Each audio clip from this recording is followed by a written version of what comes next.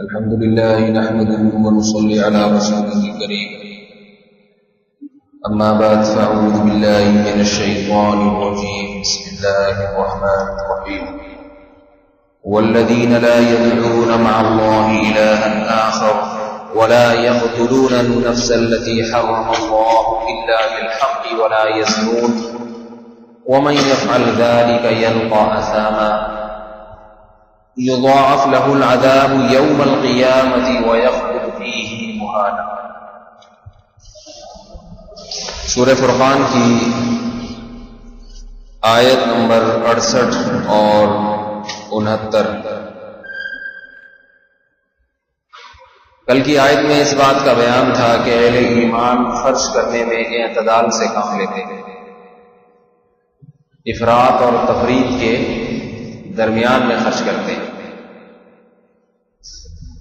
آج ایک اور صفت بیان کی، لا يدعون مع اللہ الہا آخر، اللہ کے ساتھ کسی اور معبود کو پکارتے نہیں ہیں۔ یدعو کا معنی پکارنا، یہ سمجھنے کی چیز ہے۔ دیکھیے اس آیت میں واضح لفظوں میں بتایا اللہ کے ساتھ، اللہ کے سوا نہیں، اللہ کے ساتھ کسی اور الہ کو پکارنا، یہ بھی شرک ہے، بلکہ یہی شرک ہے اصل تو۔ یہاں پکارنے کا مطلب کیا ہے؟ یہ سوال پیدا ہوتا ہے کہ یہاں پکارنے کا مطلب کیا ہے؟ بدعتی لوگ یہ کہتے ہیں کہ اگر غیر اللہ کو پکارنا شرک ہے، جیسے یا رسول اللہ مدد، یا علی مدد، یا حسین مدد، یہ شرک ہے، تو ہم تو صبح و شام پکارتے رہتے ہیں دوسروں کو، سبھی پکارتے ہیں، پولیس کو مدد کے لیے بلایا جاتا ہے نہیں بلایا جاتا، اور حکومت کو بلایا جاتا ہے، ڈوبتا ہوا آدمی قریب کھڑے ہوئے آدمیوں کو مدد کے لیے پکارتا ہے۔ غیر اللہ کو پکارنا اگر شرک ہے تو ہم تو صبح و شام پکارتے رہتے ہیں، ندائیں لگاتے رہتے ہیں، تو یہ تو سارے ہی مشرک ہو گئے۔ تو کہتے ہیں جب پولیس کو مدد کے لیے پکارا جا سکتا ہے تو رسول کو مدد کے لیے کیوں نہیں پکارا جا سکتا؟ اس کے دو جواب ہیں۔ یہ اشکال سمجھ میں آیا؟ اعتراض سمجھ میں آیا؟ اس اعتراض کے دو جواب ہیں، ایک ہے الزامی، ایک ہے تحقیقی۔ الزامی جواب کہتے ہیں کہ سوال کرنے والے ہی سے ایک سوال کر لیا جائے، اسی سے سوال کر لیا جائے کہ آپ کے سوال پر تو ایک منٹ یہ ہم فون اگر السلام علیکم۔ تو ایک الزامی جواب ہوتا ہے، ایک تحقیقی۔ الزامی جواب تو یہ ہے کہ اگر غیر اللہ کو پکارنا شرک ہے ہی نہیں، ہے ہی نہیں، آپ جیسے کہہ رہے ہیں پولیس کو بھی تو ہم مدد کے لیے پکارتے ہیں، سوال پیدا ہوتا ہے پھر شرک ہے کون سی پکار؟ کیونکہ قرآن بار بار کہہ رہا ہے کہ جو اللہ کے ساتھ کسی کو پکارے گا وہ بھی مشرک ہو جائے گا، تو اس کا مطلب پھر آپ خود بتا دیں کیا ہے؟ کوئی تو مطلب ہوگا نا اس کا۔ قیامت آ جائے گی، بیچارے مطلب نہیں بتا سکتے۔ یاد رکھیے پکار دو قسم کی ہوتی ہے، دو قسم کی۔ ایک پکار ہوتی ہے اسباب کے تحت کسی کو پکارا جائے، اسباب کے تحت، اور ایک ہے ما فوق الاسباب کسی کو پکارا جائے۔ اسباب کے تحت پکارنا اور ما فوق الاسباب پکارنے کی میں اپنی مثال سے واضح کرتا ہوں۔ مجھے پیاس لگی، میں نے یہاں سے کسی کو پکارا خادم کو کہ بھائی مجھے ذرا پانی پلا دے، میری یہ مشکل دور کر دے، تو وہ کیا کرے گا؟ یہ تھوڑی کہ بادلوں کو انگلی سے اشارہ کرے گا اور پانی برسنا شروع ہو جائے گا۔ وہ اسباب، اس کو اللہ نے دو ٹانگیں دی ہیں، ان دونوں ٹانگوں سے چل کے جائے گا، ہوا میں اڑ کے نہیں جائے گا۔ کولر کا نلکا کھولے گا، پانی کی یہ خاصیت ہے کہ ہمیشہ اوپر سے نیچے گرتا ہے، اللہ نے پانی میں یہ صلاحیت رکھی، ہمیشہ اوپر سے نیچے گرے گا، لہذا پانی جیسے گرنے لگے وہ گلاس رکھ دے گا تاکہ زمین پہ گرنے کے بجائے گلاس میں بھر جائے۔ یہ تمام چیزیں ایسی ہیں جن کی سائنٹیفک لاجک ہے، یہ کوئی ہوائی کام نہیں ہو رہے، ماوراء العقل کام نہیں ہو رہے، سمجھ میں آ گیا نا بات؟ اور پھر دونوں ٹانگوں سے چلتا ہوا آئے گا، آپ کو گلاس پکڑا دے گا، آپ گلاس اپنے منہ کے قریب لے کے جائیں گے، الٹے لیں گے، پانی کی خاصیت ہے اوپر سے نیچے جانا، لہذا وہ الگ سے پھسلتا ہوا آپ کے پیٹ میں چلا جائے گا، آپ کی پیاس بجھ گئی۔ تو آپ یہ کہہ سکتے ہیں اس آدمی نے میری پیاس بجھائی ہے، لیکن وہ اسباب اختیار کر کے جو اسباب اللہ نے پیاس بجھانے کے لیے دنیا میں پیدا کیے ان اسباب کو اختیار کیا۔ سمجھ میں آ رہی ہے بات؟ تمام چیزوں میں یہی ہے۔ ڈاکٹر سے کہتے ہیں مجھے میری بیماری کو صحت دے دیں، آپ اگر ڈاکٹر سے کہتے ہیں مجھے صحت چاہیے، ڈاکٹر سے آپ نے بیماری کی شفا مانگی، تو ڈاکٹر سے شفا مانگنے کا مطلب یہ نہیں ہوتا کہ ڈاکٹر صاحب کو کچھ اسباب سے ہٹ کے کچھ ایسے اختیارات ہیں کہ لا علاج مرض کو چھو کریں اور اس کا علاج ہے۔ ڈاکٹر کیا کرے گا؟ وہ تمام وہ کام کرے گا جن کی کوئی سائنٹیفک لاجک ہے۔ وہ خون ٹیسٹ کرے گا، خون کی مشینیں ہیں، مشینوں کے ذریعے ان سے تجسس کرے گا، غور کرے گا اس میں جراثیم کون سے ہیں۔ ملیریا کے جراثیم ہے، کیونکہ مجھے کچھ دن پہلے ملیریا ہوا تھا، مجھے آج کل وہی جراثیم سمجھ میں آ رہے ہیں زیادہ، تو وہ اس کے لیے یا تو گولیاں کھلائے گا ان جراثیم کو مارنے کے لیے یا ٹیکے لگائے گا۔ ان ٹیکوں کا کام ہے کہ وہ ملیریا ہی کے جراثیم کو مارتے ہیں، باقی جسم کو چھیڑ چھاڑ نہیں، لہذا بندہ 3-4 دن میں فٹ فاٹ ہو کے گھومنا شروع کر دے گا۔ تو ہم یہ کہہ سکتے ہیں کہ اس کو ڈاکٹر کے ہاتھ سے شفا ملی ہے، لیکن یہ شفا ڈاکٹر نے وہ اسباب اختیار کیے ہیں جو اللہ نے شفا کے لیے دنیا میں پیدا کی ہے۔ یہ دوائیں اللہ نے پیدا کی ہیں، زمین میں کیمیکل اللہ نے پیدا کیے جن کو جوڑ توڑ کے دوائیں بنائی جاتی ہیں۔ صحیح ہے بخاری کی حدیث، ما انزل اللہ من داء الا انزل له شفاء، خدا نے زمین پر کوئی بیماری ایسی پیدا نہیں کی ہے جس کی شفا پیدا نہ کی ہو، جس کی دوا پیدا نہ کی ہو۔ علم من علم و جہل من جہل، جس نے جاننا تھا اس نے جان لیا اور جو جاہل رہا وہ جاہل رہا۔ اللہ نے ہر بیماری کی دوا پیدا کی ہے۔ اگر کسی کے پاس علم نہیں ہے تو وہ اس کی اپنی جہالت ہے۔ اگر ڈاکٹر کینسر کا علاج دریافت نہیں کر سکے، اس کا یہ مطلب نہیں ہے کہ کینسر کی دوا اللہ نے پیدا نہیں کی ہے، اس کا مطلب ہے ڈاکٹر وہ اس دوا پر ابھی مطلع ہوئے نہیں، ممکن ہے مستقبل میں دریافت ہو جائے۔ اگر اور اس قسم کے بہت سے لا علاج مرض ان کی اگر دوا نہیں ہے تو دوا نہ ہونے کا مطلب یہ نہیں کہ ہے نہیں، ڈاکٹروں کی تحقیق وہاں تک پہنچی نہیں۔ تو ڈاکٹر ہمیں شفا دیتا ہے تو حقیقت کیا ہے کہ وہ اسباب اختیار کرتا ہے جو اللہ نے شفا کے لیے دنیا میں پیدا کیا ہے۔ اس لیے ہم شفا کی نسبت ڈاکٹر کی طرف جو کرتے ہیں یہ نسبت مجازی یا کہلاتی ہے۔ مجازی کا مطلب حقیقی نہیں ہے، اس لیے حقیقی نہیں ہے کہ ڈاکٹر کا اپنا کمال تو نہیں ہے، تو اس نے وہی جو اللہ نے دوائیں پیدا کی ہیں وہی دوائیں آپ کے جسم میں داخل کر دی، اپنا تھوڑی کمال ہے اس میں۔ ایک آدمی کو میں نے روٹی لا کے پکڑائی کہ غریب کو دے دینا روٹی، بھوکا آدمی آ رہا ہے، غریب آیا، آپ نے روٹی اس کو دے دی، غریب دیکھنے میں سمجھے گا کہ اس نے میرا پیٹ بھرا ہے، لیکن حقیقت میں بھرنے والا وہ ہے جو اس کو روٹی دے کر گیا ہے۔ یہ تو صرف ذریعہ بن رہا ہے، وسیلہ بن رہا ہے اس کو روٹی پکڑانے کا، اصل تو میں ہوں جس نے اس کو روٹی دی ہے۔ تو اصل تو خدا ہے جس نے یہ ساری دوائیں، یہ جڑی بوٹیاں، یہ ساری زمین میں پیدا کی۔ ڈاکٹر اور محققین کیا کرتے ہیں؟ ان پہ ریسرچ کر کے دریافت کرتے رہتے ہیں۔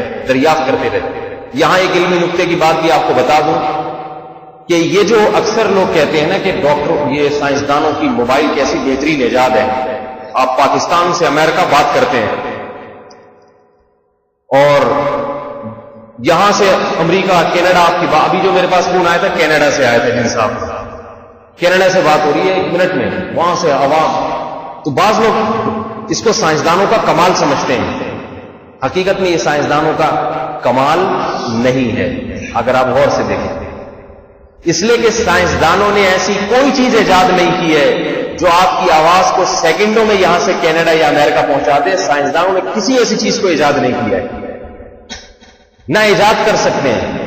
ایجاد کہتے ہیں کسی چیز کو عدم سے وجود میں لانا، کوئی چیز ہے نہیں، آپ اس کو بنا لیا، آپ نے بنایا کچھ نہیں ہے۔ سائنسدان مطلع ہوتے ہیں کہ اللہ کی بنائی ہوئی چیزوں پر۔ مطلع ہونے کا مطلب کیا ہے؟ ایک سائنسدان تحقیق کر رہا تھا، اس نے تحقیق میں اس کی یہ بات سامنے آئی کہ کچھ شعاعیں، کچھ ریز ایسی ہیں پیدا کی ہیں.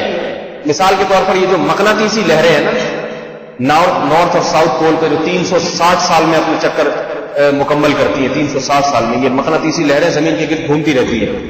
360 ہے یا 62 سال میں وہ اپنا ایک دور مکمل کرتی ہیں، نارتھ اور ساؤتھ پول سے نکلنے والی لہریں. یہ کیسے دریافت ہوئی؟ ایک سوئی اس نے دیکھی پانی پہ رکھ کے، تو ہمیشہ سوئی گھوم کے ایک سمت کو جاتی تھی.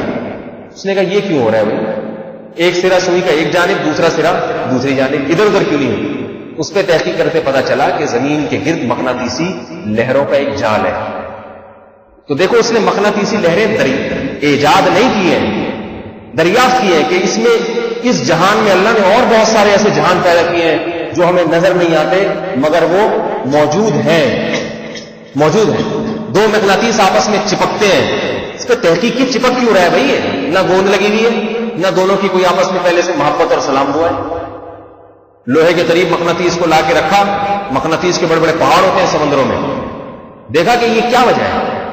نہ کوئی سلام دعا، نہ کوئی محبت، نہ کوئی آپس میں رشتہ داری، مگر لوہے کے قریب جب بھی مقناطیس کو لوگ پھاڑ کر کے چپک جائے گا. تو اس پہ انہوں نے ریسرچ کیے، تجربے کیے، تو پتا چلا کہ اس سے لہریں کچھ ایسی ریز نکل رہی ہیں جو کھینچتی ہیں. تو انہوں نے کہا ان ریز سے کیا کیا کام کیا جاتا ہے؟ اس قسم کی بہت ساری ریز دریافت ہوئی ہیں. دریافت کا مطلب سمجھتے ہیں؟ جیسے کھدائی ہو رہی ہے، سونا نکل آیا. اب یہ تھوڑی کہیں گے سونا ایجاد کیا ہے، موجود تھا بھائی، کھدائی کے درمیان نظر آ گیا. لوہا سائنس نے ایجاد نہیں کیا ہے. انزلنا الحدید، اللہ فرماتے ہیں ہم نے لوہا زمین میں نازل کیا ہے. وہ تو کھدائی کے دوران دریافت تم نے کیا ہے. پھر اس لوہے کی خاصیت ہوئی کہ تم نے آگ میں ڈالا تو پگھل گیا. وہ تمہیں یہ بھی پتا چلا اچھا اس کو تو پگھلا کے مختلف شکلیں بھی دی جا سکتی ہیں. تو یہ ساری چیزیں ایجاد نہیں، ایجاد ہم مجازن کہتے ہیں، یہ دریافت ہے. مطلع ہو جانا کسی راز پر، خدا کی بنائی ہوئی چیز پر مطلع ہو جانا. تو ریڈیائی لہروں پر مطلع ہوئے ہو. ان ریڈیائی لہروں جب دریافت ہوئی، یعنی سائنسدانوں نے دیکھا کہ اس قسم کی لہریں ہیں، دیکھا کہ ان لہروں کی خاصیت کیا ہے، اس پہ تجربے ہوئے تو پتہ یہ چلا کہ ایسی طاقتور لہریں ہیں کہ آواز کو ان لہروں میں تبدیل کیا جا سکتا ہے. اور یہ لہریں سیکنڈوں کے اندر امریکہ سے پاکستان پہنچ سکتی ہیں. ان لہروں پر مطلع ہوئے، دیکھا کہ ان لہروں کو کیسے قابو کیا جا سکتا ہے. بہرحال ایک لمبا پروسیس چلا، ترقی کرتے کرتے موبائل ایجاد ہو گیا. پھر انہوں نے دیکھا ان لہروں میں خدا نے یہ طاقت رکھی ہے کہ یہ صرف آواز کو منتقل نہیں کر سکتی، آپ کے جسم سے جو روشنی ٹکراتی ہے اس روشنی سے جو وہ روشنی کی لہروں کو ریڈیائی لہروں میں تبدیل کیا جا سکتا ہے. وہ ریڈیائی لہریں ریورس ہو کے دوبارہ روشنی کی لہروں میں تبدیل ہو سکتی ہے. پتہ یہ چلا کہ اچھا ہم ایسے کیمرے، اچھا یہ جو پھر ویڈیو کیمرہ بنایا سائنسدانوں نے، یہ بالکل انسانی آنکھ کو دیکھ کے بنایا. ایک سائنسدان نے ہمارے سامنے ہمیں خود بتایا کہ انسانی آنکھ کو دیکھ کے بنایا کہ انسانی آنکھ تصویر کیسے بناتی ہے. جو عمل انسانی آنکھ میں ہو رہا ہے، انہوں نے کہا یہی ہم اگر شیشے ویشے لگا کے کر دیں، لگا کے کرا، کامیاب تجربہ، وہی عمل ہو رہا ہے اس میں، وہی عمل ہو رہا ہے. وہاں بھی ایجاد نہیں ہوا. یہ دیکھا گیا ہے کہ خدا کیسے روشنی کی لہروں کو ریڈیائی لہروں میں تبدیل کرتا ہے اور پھر کیسے اس عمل کو ریورس کر کے دوبارہ روشنی کی لہروں میں تبدیل کر دیتا ہے. اس عمل کو دیکھا گیا، مطلع ہوا اس راز پہ کہ بھائی یہ کام تو ہم بھی مصنوعی طریقے سے بھی کیا جا سکتا ہے. اس طرح سے ویڈیو کیمرے ایجاد ہوئے اور سیکنڈوں کے اندر آپ اسکائپ پہ بیٹھ کے بات کریں. امریکہ میں، کینیڈا میں وہ بندہ ادھر بیٹھا ہوگا، ادھر رات کے 12 بج رہے ہوں گے، ادھر دن کے 12 بج رہے ہوں گے. موسموں کا فرق اور جناب دن اور رات کا فرق، لیکن لائیو آپ وہاں بیٹھ کے بات کر رہے ہیں اور جناب مزے سے گپ شپ ہو رہی ہے.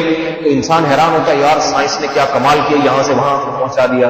تو ٹھیک ہے سائنسدانوں کی ذہانت کا اس میں یقیناً دخل ہے، لیکن ان میں سائنسدانوں نے ایجاد کچھ بھی نہیں کیا، کچھ بھی ایجاد نہیں کیا. تمام چیزیں خدا نے جو بنائی ہوئی تھی، جو محیر العقول چیزیں اللہ نے آسمان میں چھوڑی ہوئی، عقل کو حیران کر دینے والے. یہ ریڈیائی لہروں کا اتنی جلدی سفر کر کے پہنچ جانا سیکنڈوں کے اندر، کسی سائنسدان کا کمال نہیں ہے. یہ لہروں کی طاقت اور قوت ہے جو خدا نے پہلے سے پیدا کی ہے.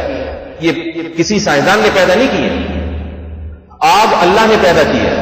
اب دیکھیں ایک آدمی آگ سے لوہے کو جلا کے پگھلا کے مختلف شکلوں میں تبدیل کر دیتا ہے. تو اب اگر آپ کہیں یار کتنا طاقتور آدمی ہے، یہ لوہار کتنے طاقتور ہوتے ہیں، لوہے کی پلیٹیں بناتے ہیں، اسلحہ بناتے ہیں، یہ بڑے طاقتور، سے کہا جائے گا یہ طاقتور نہیں ہے، یہ آگ پر مطلع ہو گئے ہیں۔ انہوں نے ایک دفعہ آگ جلتی بھی دیکھی، انہوں نے کاغذ ڈالا تو پتا چلا کہ یہ تو کاغذ کو جلا دیتی ہے۔ انہوں نے کہا اس کو اگر مزید ایندھن ڈال کے بھڑکایا جائے تو کیا ہوگا؟ یہ آگ کی طاقت کا اندازہ لگایا کہ بھئی اس کو اگر بھٹی بنا کے جلایا جائے تو صرف کاغذ کو نہیں جلاتی، لوہے، سونے، فولاد کو بھی پگھلا دیتی ہے۔ تو اب آگ ایجاد نہیں ہے، ایجاد نہیں ہے۔ اللہ فرماتے ہیں سورہ واقعہ میں کہ ہم نے اس آگ کو پیدا کیا ہے۔ آگ کا خالق کون ہے؟ اللہ ہے۔ سمجھ میں آ رہی ہے نا بات؟ تو یہ تمام چیزیں اللہ کی پیدا کرتی، اس لیے ہم انسانوں کی طرف جب نسبت کرتے ہیں نا کہ ڈاکٹر کے ہاتھ سے شفا ملی ہے، یہ نسبت ہے مجازی۔ مجازی کا مطلب ظاہری طور پر اس کی طرف نسبت کی جا رہی ہے۔ ابھی حقیقت مجاز کی تعریف آپ کیا سمجھیں گے؟ ظاہری طور پر نیت نسبت کی جا رہی ہے، حقیقت میں ایمان یہی ہوتا ہے کہ اللہ نے شفا دی۔ تو یہ تمام کام جو ڈاکٹر کر رہا ہے، پانی پلانے والا اس سے آپ مدد لے رہے ہیں، پولیس سے آپ مدد لے رہے ہیں، سیلاب میں آپ ڈوب رہے ہیں، آپ نے پولیس کو ہیلپ لائن اول تو ملانے کی ضرورت نہیں ورنہ ڈوب ہی جائیں گے، لیکن کہیں اور کی پولیس آپ لے لیں تو اگر نہیں بھی ڈوبنا ہوگا تو تھوڑے بہت مدد کا امکان ہوگا، وہ بھی ختم۔ تو آپ نے ہیلپ لائن فون ملایا تو فوراً ہیلی کاپٹر آ جائیں گے بچانے کے لیے۔ اب ڈوبتے ہوئے آدمی کی کشتی کو پار لگا دینا، یہ تو ہم کہتے ہیں نا یہ تو اللہ ہی کر سکتا ہے، لیکن بندہ دھکا لگا کے بندہ بھی کر سکتا ہے، دھکا لگا کے اسباب اختیار کر کے۔ دھکا ایک سبب ہے، دھکا لگائے گا، 4 آدمی کشتی کو سہارا دے کے پار لگا سکتا ہے۔ یہ تمام چیزیں کس کے تحت ہیں؟ اسباب کے تحت۔ شرک وہاں ہوتا ہے جہاں اسباب سے ہٹ کے کسی کو پکارا جائے۔ مثال کے طور پر آپ کو پتا ہے کہ اب اس بیماری سے شفا کا کوئی سبب موجود نہیں ہے، کیونکہ جو لوگ اسباب پر مطلع ہیں، ڈاکٹر لوگ، وہ خود انکار کر رہے ہیں، کہہ رہے ہیں بھائی ہمیں پاس ایسی کوئی دوا ایجاد نہیں۔ آپ کو ایسا کینسر ہو گیا ہے کہ اب اس کینسر کی کوئی دوا ہمارے پاس موجود، بولو بھائی نہیں۔ اب آپ کو پتا ہے بس اب اس بیماری کے ٹھیک ہونے کی کوئی سائنٹیفک لاجک نہیں ہے۔ اب آپ کسی سے مدد مانگیں گے، حالانکہ آپ کو پتا ہے کہ اسباب فیل ہو چکے۔ اب ایسی ذات سے مدد مانگی جا سکتی ہے جو کسی کام کے کرنے میں اسباب کا محتاج نہیں ہے۔ اب ایسی ذات سے مدد مانگی جا سکتی ہے، وہ ایسی ذات ہے جو نہ صرف یہ کہ کچھ کرنے میں اسباب کا محتاج نہیں، بلکہ سارے اسباب کو فیل کرنے کی طاقت بھی رکھتا ہے۔ وہ بغیر آگ کے جلا سکتا ہے اور آگ میں ٹھنڈا رکھ سکتا ہے۔ ابراہیم علیہ السلام کو آگ میں جو ٹھنڈا رکھا، بردن و سلامن رکھا، یہ ابراہیم نے خود نہیں رکھا، یہ اللہ نے فرمایا ڈال دو آگ میں، پھینک دو آگ میں۔ میں اگر نہیں چاہوں گا، آگ ایک سبب ہے جلانے کا، لیکن میں اس سبب کو فیل کر دوں گا۔ تو جو اسباب کو فیل کرنے کی طاقت رکھتا ہے وہ بغیر سبب کے کام بنانے کی بطریق اولا طاقت رکھتا ہے۔ دیکھیں مردہ میں جان ڈال دینا، اس کا آج تک کوئی سائنٹیفک لاجک، ڈاکٹر کہتے ہیں جو مر گیا گیا، اب دوبارہ زندہ نہیں کیا جا سکتا، اس کا ناممکن ہے۔ قبر میں جو مردے پڑے ہوئے ہیں اگر کوئی دوا ایسی نہیں ہے، لہذا ہم آج تک کسی مردے کو زندہ کرنے کے لیے کسی ڈاکٹر صاحب کے پاس نہیں گئے۔ لیکن اللہ کیا فرماتے ہیں؟ میں ان مردوں میں جان ڈالوں گا۔ یہ اشکال مشرکین نے اللہ پہ بھی کیا، بھلا مردوں میں جان کیسے؟ یہ تو گل سڑ کے ہڈیاں ختم۔ تو اللہ نے فرمایا کہ لخلق السماوات والارض اکبر من خلق الناس، فرمایا جس نے آسمانوں اور زمینوں کو پہلی دفعہ بنا دیا جب کچھ بھی نہیں تھا، کوئی میٹیریل نہیں تھا، نہ مادہ، نہ پانی، نہ آگ۔ کچھ بنانے کے لیے کچھ تو ہونا چاہیے نا، آپ اینٹیں بناتے ہیں تو آگ ہونی چاہیے، اگر پنجاب میں بنائیں گے تو آگ ہونی چاہیے، کراچی میں بنائیں گے کچھ مزدور ہونے چاہیے، کچھ جناب ریتی بجری، یہ ساری چیزیں ہونی چاہیے۔ اللہ فرماتے ہیں میں نے بنایا کچھ بھی نہیں تھا۔ وہ سائنسدان تو کہتے ہیں کہ ایک دھماکہ ہوا اور یہ کائنات ٹوٹ کے علیحدہ ہو گئی، لیکن سوال پیدا ہوتا ہے جب دھماکہ جس چیز میں ہوا وہ چیز کس دھماکے سے وجود میں آئی؟ کوئی چیز تھی جس میں دھماکہ ہوا نا اور وہ ٹوٹ کے علیحدہ ہوئی، تو پہلی بات تو یہ کہ دھماکہ کیا کس نے؟ بغیر کیے کسی کوئی دھماکہ خود سے ہو سکتا ہے کیا؟ اور جس چیز کو دھماکے سے توڑا جا رہا ہے وہ ٹوٹنے والی چیز جو مادہ ہے، میٹیریل ہے، وہ کہاں سے آیا؟ اگر وہ توانائی سے پیدا ہوا ہے تو توانائی کہاں سے آئی؟ تو اللہ نے کن کی طاقت سے، کن کی طاقت ہو جا ہو گئی، بس وہ محتاج نہیں ہے۔ تو اللہ فرماتے ہیں وَهُوَ أَهْوَنُ عَلَيْهِ، جس نے اتنے بڑے بڑے آسمان کلمہ کن کی طاقت سے پیدا کر دیے اور پانی کے قطرے سے انسان بنا دیا، یہ طاقت اس کے ہاتھ میں ہے، تو وہ تمہیں دوبارہ پیدا کیوں نہیں کر سکتے؟ تو جب چاہے دوبارہ لوٹا دے گا۔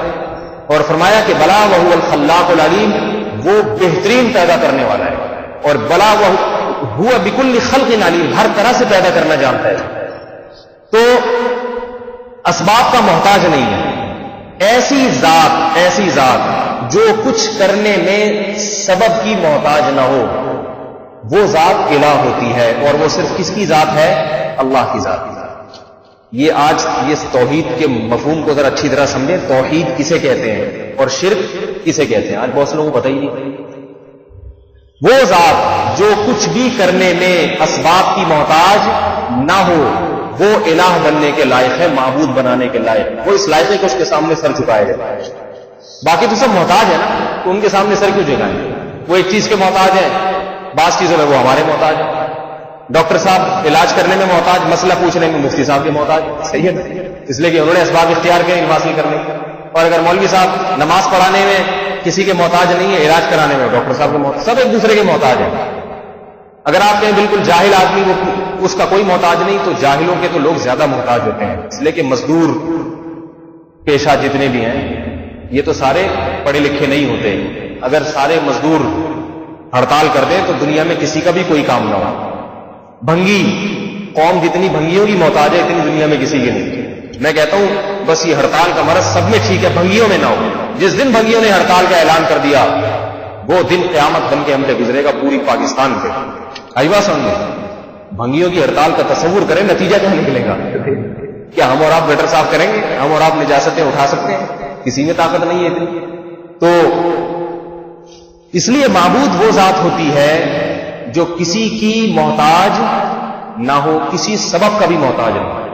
اور جو یاد رکھو چھوٹا کام کرنے میں کسی سبب کا محتاج نہیں ہے، وہ بڑا کام کرنے میں کسی سبب، کیونکہ اس کا مطلب ہے کہ وہ کچھ کرنے میں اسباب کا محتاج نہیں، تو اس کے لیے مشکل کام آسان کام سب برابر ہے۔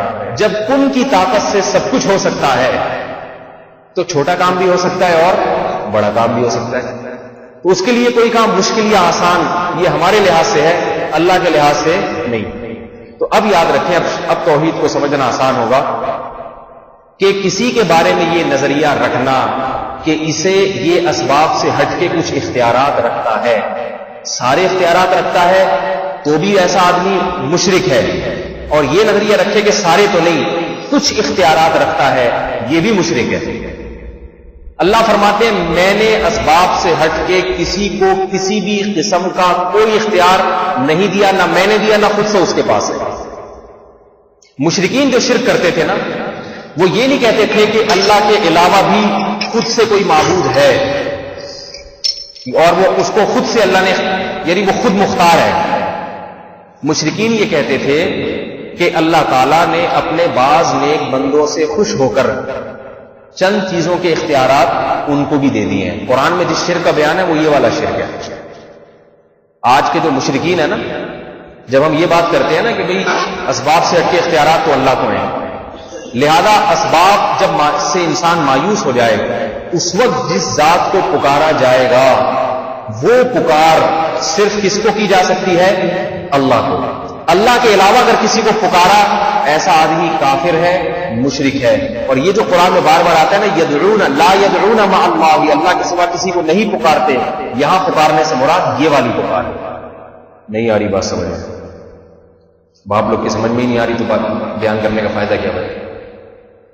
ایک دو مثالیں اور دے دیتا ہوں جلدی جلدی، آج کے بعد پھر میرا بیان ذرا 2-4 دنوں کے بعد ہوگا۔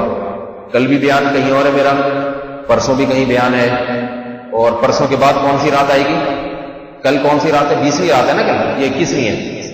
کل 21ویں رات ہے، کل بیان ہے، اس کے بعد ہے 22ویں رات، 22ویں رات کو بھی کہیں بیان ہے، اس کے بعد 23ویں رات، اس میں بھی کہیں بیان پہلے سے بکنگ ہے، اس کے بعد آئے گی 24ویں رات، 24ویں رات کو پھر اس کے بعد میرا بیان ہوگا، پھر 25ویں رات کو بھی کہیں بیان بک ہے، 26ویں رات کو یہاں ختم قرآن ہے ہمارے یہاں، 27ویں رات کو بھی کہیں بیان کی پہلے سے بکنگ ہے، تو اس لیے اب بیانات ایک آدمی میرا ہو سکے گا، اور یہ جو 1-2 راتوں میں جہاں بیان نہیں ہے ان میں بھی ممکن ہے کہ کہیں پہلے سے بکنگ ہو جائے. اس لیے آپ آج تھوڑا شوق اور رغبت سے یہ سوچ کے سن لیں، ہو سکتا ہے مولوی صاحب کو ہم اس رمضان میں آخری دفعہ سن رہے ہوں، نہیں سن رہے تو ایک آدھ دفعہ اور شاید سن لیں آپ لوگ، تو ابھی بیانات کا سیٹ اپ جو ہے نا ختم ہو جائے گا. سمجھ آ رہی ہے بات؟ تو یہ توحید کے مفہوم کو ذرا اچھی طرح سے سمجھ لیں. تو اس کی کئی مثالیں ہیں. اب ایک مثال میں اور 1-2 مثالیں اور دے دیتا ہوں. آپ سمندر میں ڈوب رہے ہیں، اللہ نہ کرے، کشتی میں بیٹھے ہوئے یا دریا میں ایک کنارے سے ایک کشتی پار لگا دینا، یہ اکثر نعتوں میں آتا ہے نا، میری کشتی پار لگا دینا، تو یہ کشتی کی پار لگانے کی مثال دیتا ہوں. آپ کی کشتی درمیان میں جا کے اٹک گئی، نہ ادھر جا رہی ہے نہ ادھر جا رہی ہے. اب آپ نے کیا کیا؟ ظاہر ہے آپ پہلے تو ملا سے مدد مانگیں گے کہ بھائی تھوڑا ہاتھ طریقے سے چلاؤ، ذرا زور زور سے چپو چلاؤ تاکہ میری کشتی اس پار ہو جائے. اس میں اگر آپ اس سے کہتے ہیں بھائی تو میری کشتی کو پار لگا دے، یہ شرک نہیں، یہ لفظ شرک نہیں، کیونکہ اس کے پار لگانے کا مطلب یہ کہ چپو کو گھماؤ، یہ مطلب ہے. اگر آپ کا مطلب یہ نہیں ہے کچھ اور ہے تو وہ شرک ہو جائے گا، لیکن عام طور پر یہی مطلب ہے. اگر اس کے چپو خراب ہو گئے تو آپ قریب کھڑے ہوئے لوگوں سے بولتے ہیں بھائی ہماری کشتی پار لگاؤ. کیا مطلب ہے؟ کوئی وہاں سے رسی وسی پھینکو جسے پکڑ کے ہم اس طرف کو آ جائیں. رسی بھی اگر نہیں ہے تو 2-4 آدمی تیر کے آ کے دھکا لگا دیں. صحیح ہے. اور اگر یہ بھی ممکن نہیں ہے، لہریں اتنی بڑی ہیں کہ نہ کوئی تیر کے آ سکتا ہے، کنارہ اتنا دور ہے کہ وہاں سے رسی پھینکنا ممکن نہیں ہے، موبائل آپ کے بند ہو گئے، پولیس کے ذریعے ہیلی کاپٹر منگوانا بھی ممکن نہیں، ملا کے ہاتھ سے چپو چھوٹ کے پانی میں ڈوب چکے ہیں، یا ملا ہی بیچارہ پانی میں الٹ گیا ہے، گر گیا ہے، اور آپ میں سے کسی کو کشتی نہیں چلانی آتی. اب اگر آپ مدد کے لیے پکاریں گے تو ایسی ذات کو پکاریں گے جو آپ کی کشتی کو پار لگانے میں ہواؤں کی محتاج نہیں ہے، کسی کے دھکے کی محتاج نہیں ہے، چپو کی محتاج نہیں ہے، ہیلی کاپٹروں کی محتاج، بولو بھائی، نہیں. سمجھ آئی؟ اب اگر آپ کہیں گے اے اللہ تو میری کشتی کو پار لگا دے، تو یہ بالکل جائز ہے اور موقع محل کے مطابق. لیکن یہاں اگر آپ نے کہا یا رسول اللہ میری کشتی کو پار لگا دے، ایسا آدمی مرتد ہے، کافر ہے پکا، بالکل. اس میں اور ہندوؤں میں کوئی فرق نہیں ہے. 360 بتوں کے سامنے جھکنے والا، گائے کا پیشاب پینے والا، اور ایسے موقع پہ یا رسول اللہ مدد کا نعرہ لگانے والا، دونوں گندے پلید نجس جن کا مسجد حرام میں داخلہ منع. قرآن کہہ رہے ہیں ان المشرکین انما المشرکون نجس، مشرک ناپاک ہے، پلید ہے، فلا یقربوا المسجد الحرام، مسجد حرام کے قریب بھی نہ پھٹکیں گے.